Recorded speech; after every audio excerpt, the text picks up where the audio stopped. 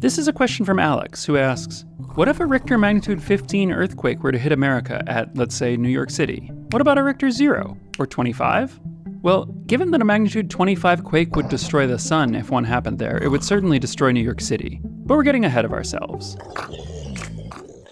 The Richter scale, which has technically been replaced by the moment magnitude scale, measures the strength of an earthquake. Since we usually hear about earthquakes with ratings somewhere between 3 and 9, a lot of people probably think of 10 as the top of the scale and 0 as the bottom. In fact, there is no top or bottom to the scale. But even if 10 isn't the top of the scale, it might as well be. A magnitude 9 earthquake already measurably alters the rotation of the Earth. The 2 magnitude 9+ earthquakes this century both altered the length of the day by a tiny but measurable fraction of a second. In order to get to magnitude 10, you'd need a ruptured fault line 3,500 kilometers long, and a magnitude 11 quake would require a fault that went halfway around the world. A magnitude 15 earthquake would be 1,000,000 times more powerful than that, and involve the release of enough energy to evaporate all the water on Earth. Though if that happened, we could rest easy knowing the earthquake couldn't cause any tsunamis. Going a few steps further, a magnitude 18 earthquake would release nearly 10 to the 32 joules of energy, which is roughly the gravitational binding energy of the Earth. To put it another way, the Death Star caused a magnitude 18 earthquake on Alderaan. You could in theory talk about a more powerful earthquake on Earth, but in practice all it would mean is that the expanding cloud of space debris would be faster and hotter. The Sun, with its higher gravitational binding energy, could have up to a magnitude 24 quake.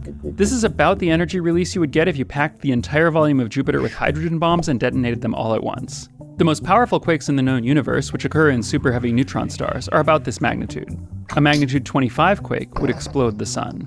Hold on, we're spending a lot of time thinking about things that are large and violent. What about the bottom end of the scale? Is there such a thing as a magnitude 0 earthquake? Yes, in fact the scale goes all the way down past 0. Let's take a look at some low magnitude earthquakes with a description of what they would be like if they hit your house. A magnitude 1 quake releases the same energy as dropping a partially loaded cement truck from 10 meters onto the street in front of your house. A magnitude 0 earthquake is equivalent to the Dallas Cowboys American football team running at full tilt into the side of your neighbor's garage. A magnitude -1 quake is like a single American football player running into a tree in your yard. A cat falling off a dresser would have a magnitude of -2. A cat knocking your cell phone off your nightstand would have a magnitude -3. Magnitude -4 is like a penny falling off of a dog. Magnitude -5 is a key press on an IBM Model M mechanical keyboard. -6 is a key press on a lightweight keyboard. -7 is a single feather fluttering to the ground.